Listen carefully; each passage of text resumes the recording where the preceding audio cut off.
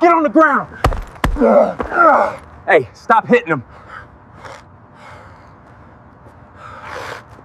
Get down now! I can't breathe! Stop!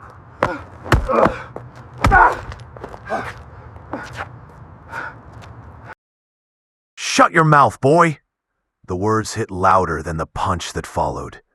Donovan's fist snapped across Alexander Hayes' jaw, sending coffee splashing from the paper cup that slipped out his hand and burst like blood against the pavement. The back alley light behind the cafe flickered, painting the scene in blue and gold flashes, the kind of light that makes ugly things look even uglier. Harlan laughed, short, mean, the kind of laugh that don't sound human no more. Caldwell just stood there, eyes wide, breath caught, like he wanted to move but fear glued his boots to the asphalt. Alexander didn't fight back. He didn't curse, didn't swing, didn't even flinch. He just looked at Donovan with that calm that makes bullies nervous, the calm of a man who's seen worse and already knows how this movie ends. I said talk! Donovan shoved him again, the smell of burnt coffee and hot oil from the kitchen hanging in the air, thick with anger and ego. What's wrong, boy? You too good to answer me now? Alexander wiped his lip, tasted blood, and said nothing. Inside, the waitress froze mid-pour. Two customers pretended not to see, heads buried in phones that were quietly recording. The alley filled with that sick silence that always shows up when racism walks in the room. Everybody hearing it, nobody stopping it. Donovan puffed his chest like he'd just won something. See, that's the problem with you people. You forget who's in charge. The words came out lazy, like he'd said them 1,000 times. Harlan chuckled again. He ain't gonna forget now. Caldwell muttered, Sarge, maybe that's enough. But it was too late. The power rush had him high. He yanked Alexander's collar, spun him against the car hood, metal groaning under the weight. Alexander's palms hit the surface flat, his breathing steady, eyes fixed on the reflection of the red and blue lights from the cruiser parked near the dumpster. What Donovan didn't know, every word, every sound, every breath was being caught by the tiny black mic clipped inside Alexander's coat. The one he planted there 2 hours earlier. The one streaming straight to a van 3 blocks away, where a quiet team of federal techs were already watching the feed. Got him, one of them whispered into the headset. Sergeant Donovan just assaulted our guy on camera. But back in the alley, the game kept playing. Donovan leaned close, his breath hot and sour against Alexander's ear. You think your fancy talk's gonna save you, huh? I've been on this force 20 years. I know your type. Alexander turned his head slightly, voice low, calm, almost pitying. Yeah? Then you should have learned by now not to underestimate people. The line slid out like a riddle. Donovan didn't catch it. He pulled back, cracked another hit across Alexander's back. Harlan's laughter bounced off the brick walls. Caldwell finally stepped forward, voice shaking. Sarge, seriously, that's enough. There's people watching. Donovan snapped. Then they can learn what happens when someone disrespects the badge. What nobody saw was the tiny drone hovering 20 feet above the alley light. Silent, black, invisible against the night sky. Alexander had launched it before walking into the cafe. Standard protocol for an undercover sting. Every second of Donovan's rage was streaming in 4K. Every insult archived, every punch time-stamped. And still, Alexander stayed silent, forcing Donovan to fill the space with his own guilt. The cop's voice cracked now, too loud, like he was shouting to convince himself he was right. This is my town. You think you can walk in here, talk slick? And he stopped when the sound of tires screeched at the alley mouth. 2 black SUVs rolled in slow, headlights low, windows tinted. Harlan's laugh died mid-breath. Caldwell stepped back. Donovan frowned, confused. Who the hell? Doors opened. Men in suits stepped out. No hesitation, no fear. Badges flashing under the floodlight. The lead agent's voice was calm, sharp as a blade. Sergeant Ryan Donovan, step away from the man immediately. Donovan froze, hand halfway to his belt. Who are you supposed to be? The agent moved closer, eyes cold. Internal affairs. Federal. Harlan stammered. We were responding to a disturbance. Yeah, the agent said, and you just created one. He nodded toward Alexander, who straightened, brushed off his jacket, and finally pulled out his own badge. Silver glint catching the alley light. The letters burned through the smoke like judgment. FBI. The silence that followed could have spit concrete. Donovan's mouth opened, but nothing came out. He looked from the badge to the blood on his knuckles. Realization hitting like a bullet.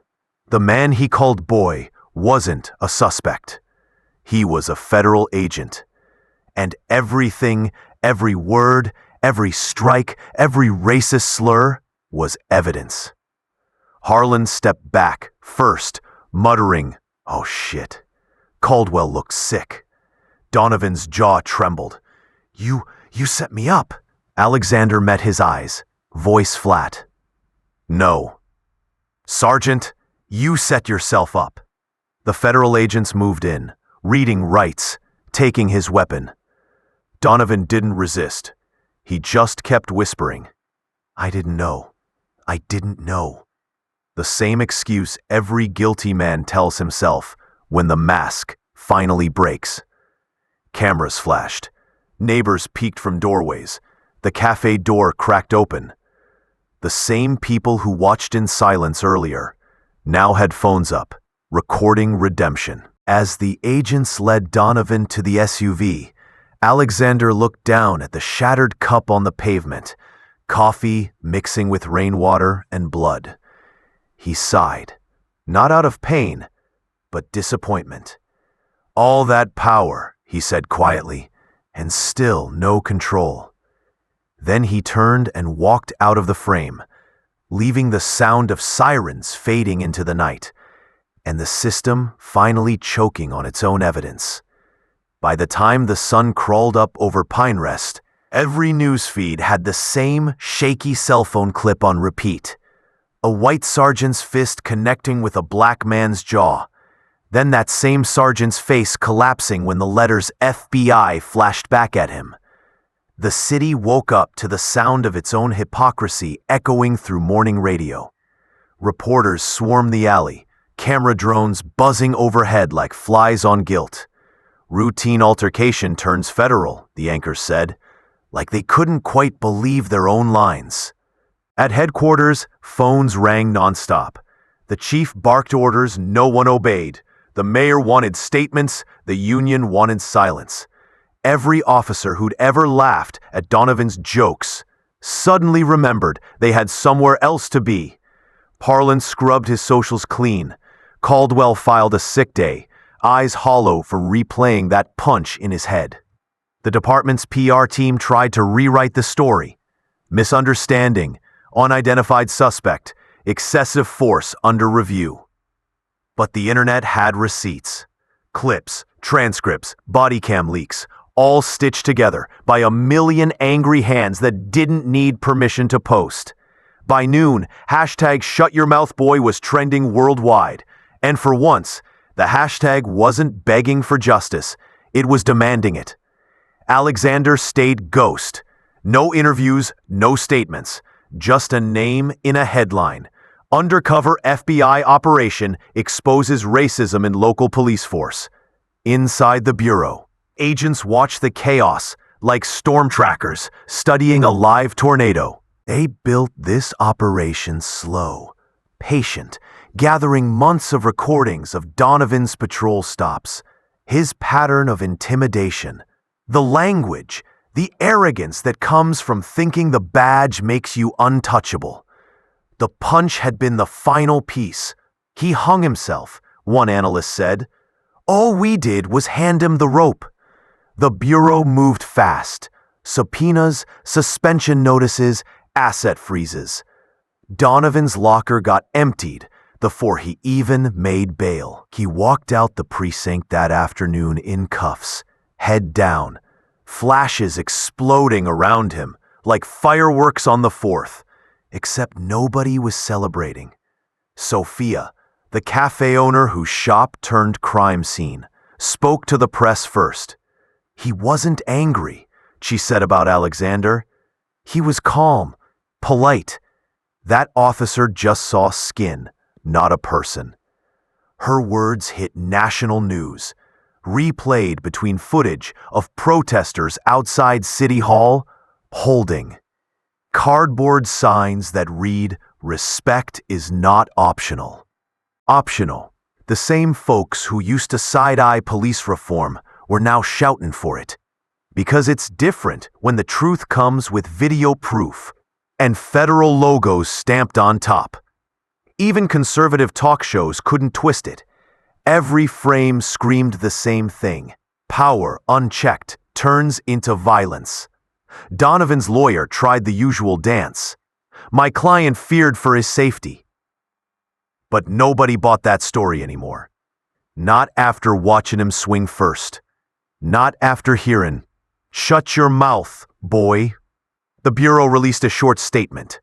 We can confirm an undercover federal agent was assaulted by a local law enforcement officer during an ongoing investigation into racially motivated misconduct. That one line hit like a verdict. Sponsors pulled out of the police charity gala. The city council demanded body cam transparency. Federal oversight teams parked themselves inside the precinct conference room and started digging through every file with Donovan's signature on it. For years, he'd been the bully nobody checked. Now he was the warning label for an entire system. Meanwhile, Alexander sat in a quiet office downtown, split lip healed, eyes still sharp. His supervisor asked if he wanted press coverage. He shook his head. Let the footage talk, he said. The truth's louder without me in it. He wasn't wrong. Every talk show, every podcast, every street corner debate used that clip as a mirror. Some cops defended Donovan, said he made a mistake under pressure. Others, the honest ones, admitted the rot ran deep. We all saw ourselves in that alley, one veteran officer said off record. And that's the problem.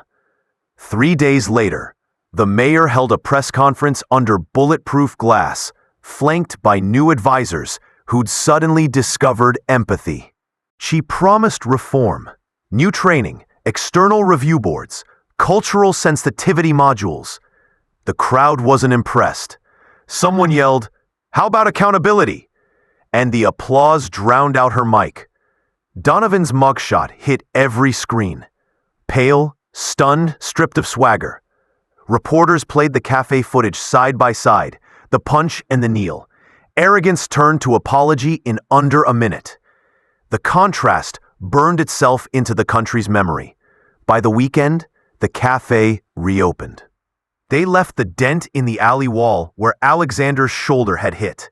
People started taking photos beside it, calling it the Wall of Truth. A local artist sprayed a mural right above, a black man standing tall while a shadow of a kneeling cop faded behind him. It became the city's new landmark. Tourists stopping to read the caption, "Respect ain't negotiable." Every officer driving past had to see it, whether they wanted to or not. Back at Federal HQ, the Bureau wrapped the case, but the shock waves kept going. Training manuals got rewritten. Departments in 3 other states reached out for workshops led by Alexander's unit. The Bureau called it preventive education. People called it the slap heard round the world. Donovan's indictment came down hard. Civil rights violation, assault on a federal officer, obstruction. The judge denied bail. Harlan turned state witness, his laughter replaced by tears on the stand. Caldwell resigned the next morning. One cop's punch had just exposed a network of silence bigger than any one man. And through all that noise, Alexander stayed invisible again, sitting in his unmarked sedan at dusk, staring at that same alley. The cafe lights glowed warm now, peaceful. He lit a cigarette, took one slow drag, whispered to himself, "Sometimes justice don't need noise, it just needs proof." Then he crushed the butt, started the engine, and drove off, leaving the place where a racist sergeant lost his badge and a city found its conscience. Behind him, the mural caught the last light of day, bright, unshakable, and watching. By the time the first court date dropped, the whole country had memorized the footage frame by frame. You couldn't open a feed without seeing Donovan's face freeze right after that badge flashed. Commentators broke it down like sports tape. Slow-mo, angle by angle, trying to figure out when arrogance turned to fear. Outside the courthouse, the crowd stretched for blocks. Reporters, vets, college kids, preachers, even off-duty cops who finally wanted to be on the right side of something. The air felt like history, about to happen. Inside, Donovan sat in that stiff county-issued suit, pale as paperwork, while his lawyer tried to spin the story into confusion. "My client reacted to a perceived threat," he said, the same phrase America's heard too many times. But the jury had already seen the truth. They'd seen a man abuse power and then bow to it. Alexander didn't even take the stand. The evidence spoke louder than testimony ever could. The Bureau dropped a statement that hit cable news like a hammer. No agency stands above accountability, not even those sworn to protect it. That line got replayed until it sounded like scripture. For weeks, talk shows argued about what it meant. Some hosts called it the start of a new chapter. Others called it damage control. But on the streets, the story felt different, personal. In barbershops and break rooms, people talked about Alexander like he was proof that the system could still surprise them. "He played the long game," one man said, nodding at the TV. "Didn't shout, didn't swing, just let the truth hang them." Hashtags kept the pressure burning. Hashtag boy no more and hashtag truth don't bleed. Kids painted murals downtown. Alexander in a suit, reflection of the badge in his glasses, words underneath reading, "Calm is power." Even cops started whispering his name, half respect, half fear. When the verdict finally dropped, guilty on civil rights violations, obstruction, and assault on a federal officer, the courtroom stayed silent for a heartbeat too long, like the country itself was taken, a breath it hadn't earned yet. Then came that slow exhale, people standing up, not cheering, just nodding. Justice didn't feel like fireworks, it felt like gravity. Donovan's shoulders slumped, all that old swagger gone. The judge didn't sermonize. She just said, "Let the record show no badge protects prejudice." Cameras caught every word. Within an hour, it was a meme, a quote, a movement. Alexander left through a side door, the way he always did, hat low, expression unreadable. The press begged for a statement. He gave them 3 words. "Let's keep going." That became the headline. He returned to his desk at the Bureau the next day. No fanfare, no promotion speech, just quiet respect from people who used to think justice was a myth. He spent the next months designing new training modules for joint law enforcement ethics. How to check bias before it turns into a badge habit. the irony wasn't lost on him, using the system to fix itself with the same precision it once used to hide its flaws. Across the country, departments scrambled to adjust. Mayors signed new accountability bills, states passed data tracking laws, and academy recruits had to pass empathy assessments alongside firearm tests. Some folks mocked it, others called it progress. The change didn't fix everything, but it started conversations no one could ignore anymore. Donovan's name became shorthand for what happens when ego outruns oath. Officers who once bragged like him started watching their tone at traffic stops, remembering how fast a phone camera can turn into a mirror. And Alexander's story got taught at Quantico, case study number 47. Undercover operations in domestic civil rights enforcement. Media kept digging for drama, but there wasn't any left. Alexander refused documentaries, turned down late-night interviews. "The point ain't me," he told his boss. "It's what they saw." Still, his picture ended up on magazine covers, "The Man Who Made a Cop Kneel." He hated the headline, but understood its power. For once, the image of a black man in authority didn't come with fear. It came with control. Months later, at a small ceremony nobody televised, the Bureau gave him a medal for distinguished service. He accepted it, said thank you, and walked off stage. Outside, he ran into Caldwell, the young officer who froze that night in the alley. Caldwell looked different, smaller, quieter. "I left the force," he said. Couldn't stomach the silence anymore. Alexander studied him for a second, then nodded. "Then you did the right thing." They shook hands. No speeches, no apologies. Just a quiet truce between two men who saw the same sickness from different sides. By winter, the noise had dimmed, but the echo stayed. Cafes hung "Respect is not optional" signs beside their menus. Kids on TikTok used the sound of Donovan's shaky apology under clips about standing your ground with dignity. The country hadn't healed, but it had looked in the mirror long enough to stop pretending it was clean. And maybe that was enough for now. Alexander sat in his apartment some nights, window cracked, city humming outside, badge on the table, coffee cooling beside it. He'd think about that moment in the alley, the punch, the silence, the look on Donovan's face when the truth hit. Not satisfaction, not revenge, just proof.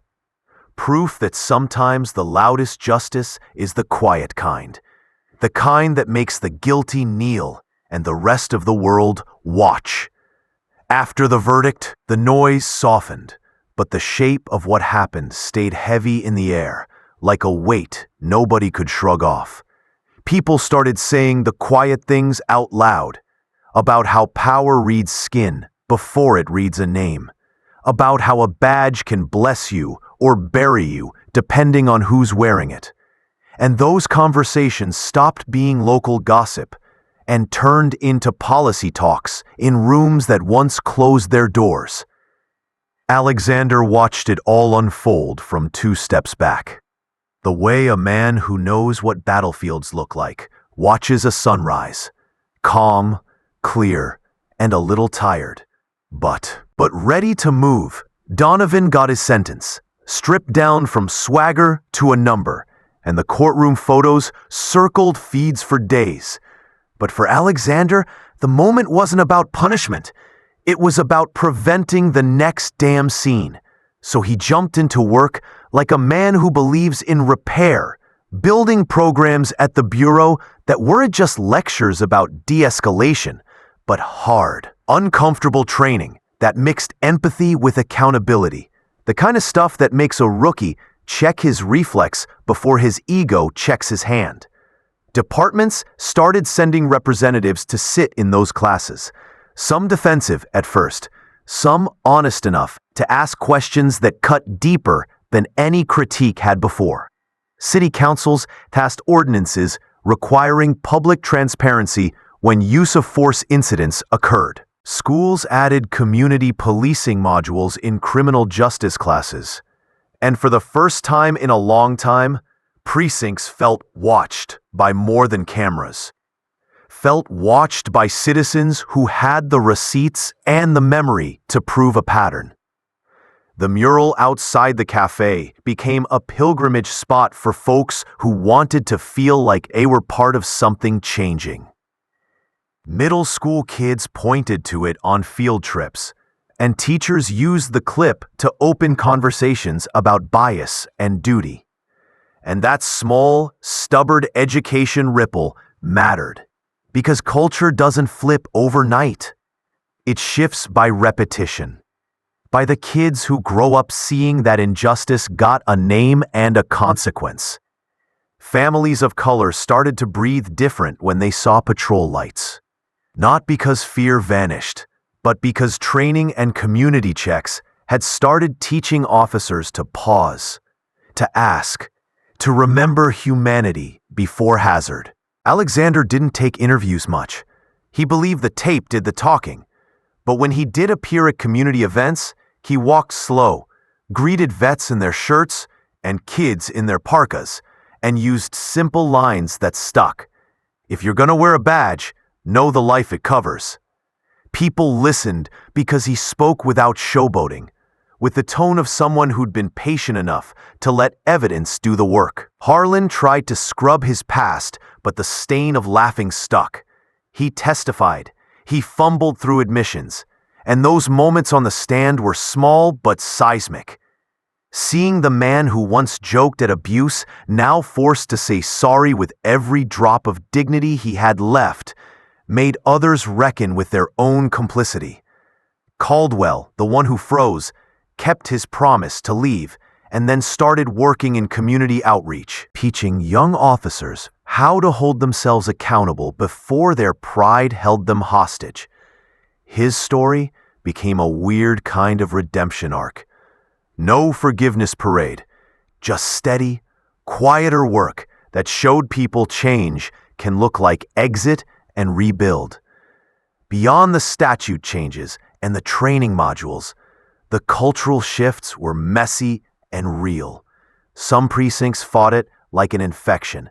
Some embraced it like a lifeline. There were nights when angry crowds still gathered at city halls, demanding faster reckoning, and nights when lonely mothers held vigils for sons who never made it home. The country argued on cable and online, sure, churned through talking points and half apologies. But the thing that kept cutting through the noise were the small, human moments. A rookie cop stepping out of his cruiser and kneeling to help a kid tie his shoe. A retired sergeant hosting listening sessions in community centers. A prosecutor who once looked away, now pushing for tougher oversight. Alexander watched those tiny changes and felt them like stitches in the fabric of what he'd just pulled apart. He didn't trust grand declarations, but he took the slow progress as proof that the system, when shoved hard enough, could at least begin to mend its stitches. The Bureau honored him quietly. No parades, just a medal ceremony in a packed room, where veterans stood up and clapped like they do for brothers who keep their word.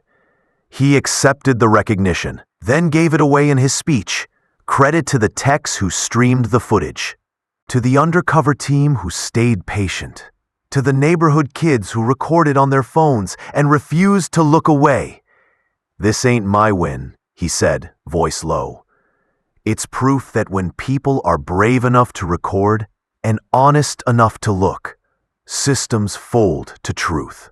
Media moved on, faded to the next scandal, the next headline.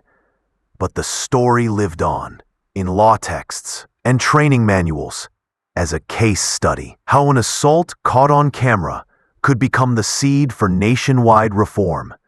Universities taught classes using the café clip. Police academies made recruits watch the moment before the badge even went on in training. And instructors asked the same question over and over. What would you do differently? It became a litmus test in hiring and evaluations. Can you recognize bias before it becomes action? The question hung in and after a while, people started to notice fewer corners where unchecked arrogance could hide. Protocols forced peer reporting. Civilian review boards got teeth. And data tracking made cover-ups harder to bury behind memos. That stuff isn't flashy, but it's the kind of work that actually keeps someone alive. Yet not everything got fixed. There were towns where nothing changed, and every time a new clip surfaced from somewhere else, the country was reminded that Alexander's Alley was one battle, not the war. But he and the folks who rode the wave turned grief into infrastructure. Legal funds for victims, hotlines for reporting, protected channels for whistleblowers. And those structures stuck in places where before people just shrugged. He kept writing, kept consulting, kept taking the long view. Build, teach, document, repeat. Friends called him cold sometimes. Said he looked too comfortable with the role of strategist. But that was fine. He'd learned that staying cool in the chaos is what makes evidence survive long enough to matter. Years later, when a young black officer walked up to a rookie and tapped his shoulder before a routine stop, whispering, "Remember why we're here?" That was Alexander's lesson moving down the ranks. When a mom in a city far off no longer had to fear the sound of distant sirens as much, that was the quiet result of policies that began with one clip and one patient man.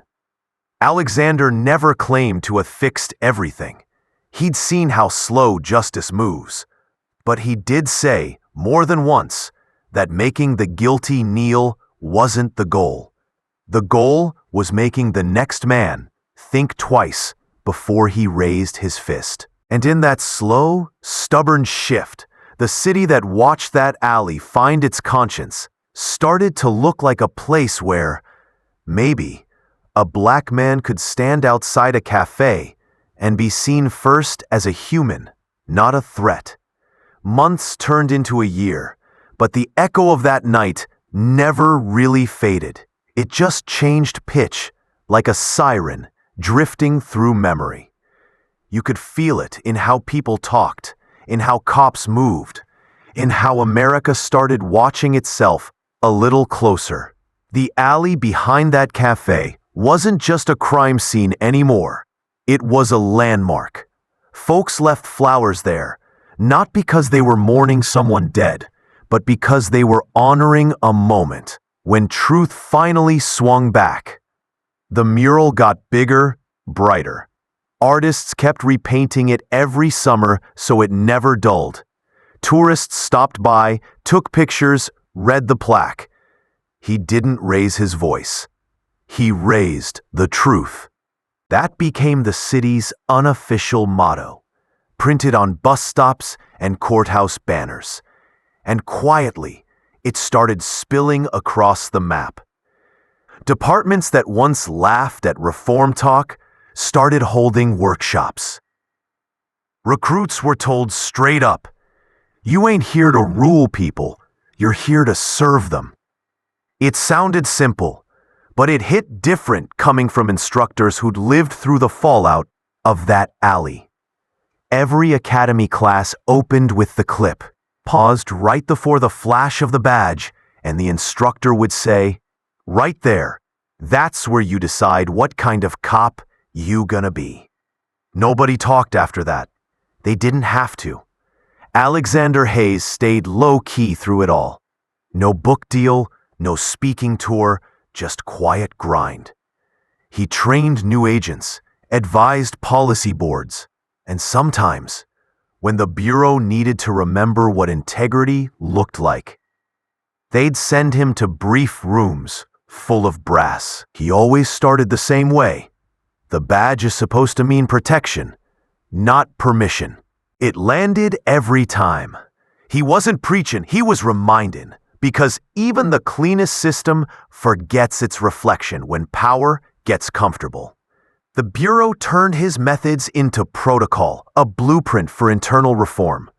Undercover equity assessments, bias tracking program. Donovan's name faded into the background noise of history, footnotes in textbooks, reminders of what unchecked pride does to authority.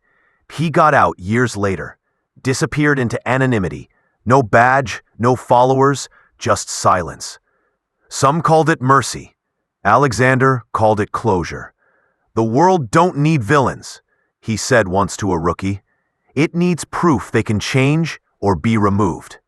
That line ended up printed on the wall at Quantico, right under the Bureau's motto. And that's how he lived, unbothered, steady, doing the work even when nobody watched. He'd visit his mother on weekends, drink coffee on her porch while the news replayed another story about reform in another city, and she'd look over, smile, and say, "You started something, baby." He'd shake his head. "Nah, Ma, we all did." But deep down, he knew. Movements don't start with noise. They start with proof. Proof recorded, proof undeniable. Proof that flips a badge from shield to mirror. By the second anniversary, the Hayes case had its own federal task force. Agents dedicated to rooting out discrimination within policing. Cities that once rolled their eyes now sent representatives to learn. Some people said it was performative. Maybe it was, at first. But little by little, results spoke louder than slogans. Complaints went down, trust surveys went up, and people began seeing cops walk their beats like neighbors again, instead of ghosts with guns. The change wasn't perfect, but it was visible. And that's all anyone ever asked for. Visibility, humanity, a fair shot. Then one quiet night, years later, Alexander stopped by that same cafe. Nobody recognized him at first. He liked it that way. He ordered his usual black coffee, stood near the window, and looked out at the mural glowing under the streetlights. It was newer now, fresh paint, same message. The barista, a young woman, followed his gaze and said softly, "Crazy story, huh? My dad used to talk about it. Said it changed everything." Alexander smiled, nodded once. "Yeah," he said, "it did its job." She didn't know she was talking to the man in the story, and he didn't tell her. He just sipped his coffee, left a tip, and stepped out into the cool night air. Outside, a patrol car rolled by slow, lights off. Officer waving at pedestrians instead of watching them like suspects. For the first time in a long time, it didn't feel like irony. It felt like progress. He walked toward the alley one last time, shoes echoing on the wet pavement. The same walls, the same smell of roasted beans and rain, but the energy was different now. Peaceful, like the place itself had exhaled. He put a hand on the brick, whispered, "We did good," then turned and disappeared into the hum of the city. No camera caught it, no crowd saw it, just the night, the mural, and a feeling that maybe, just maybe, the country had learned something. The final narration rolled like a heartbeat under closing credits. He never shouted. He never broke. He just made the truth impossible to ignore. Because in a world addicted to noise, sometimes silence, when it's filled with proof, is the loudest sound there is. You ever notice how power sounds when it finally runs out of excuses? It's quiet. No shouting, no sirens, just silence, the kind that forces people to face what they've been ignoring. That's what happened in that cafe alley. One man's arrogance met another man's patience, and for once, patience won. But don't get it twisted. This ain't a happy ending. This is a warning, because the next Alexander might not have a badge. He might not have backup or a team watching the feed. he might just be another black man trying to get home safe. And if the system only learns to behave when the target has power, then it hasn't learned a damn thing. See, Sergeant Donovan wasn't just one bad cop. He was a mirror. And America's full of reflections, just like him. Some wearing uniforms. Some wearing suits. Some smiling while they sign policies that do the same damage in quieter ways. But the truth don't die easy anymore. Cameras replaced silence. Exposure replaced denial. The same technology they use to control us is now the weapon that holds them accountable. Alexander knew that. He didn't fight fire with fire. He fought arrogance with evidence. And that's what makes the guilty shake the most. A black man who knows his rights and knows how to prove the system wrong on its own record. So the next time you hear someone say, "Not all cops," ask them this. Then why do the good ones stay silent when the bad ones speak? Because silence is how racism breathes. Silence is how it survives, promotion after promotion, until it becomes policy. But truth starves it. Truth makes it choke. That's what this story was about. Not revenge, not pain, but accountability. The kind that don't need marches or hashtags. Just one calm man with enough proof to make a nation watch. So yeah, he made that cop kneel, but not for apology, for realization, for a country that still treats color like a threat instead of proof of endurance. And if that makes you uncomfortable, good, because comfort never fixed anything. Truth did. Exposure did. Men like Alexander did.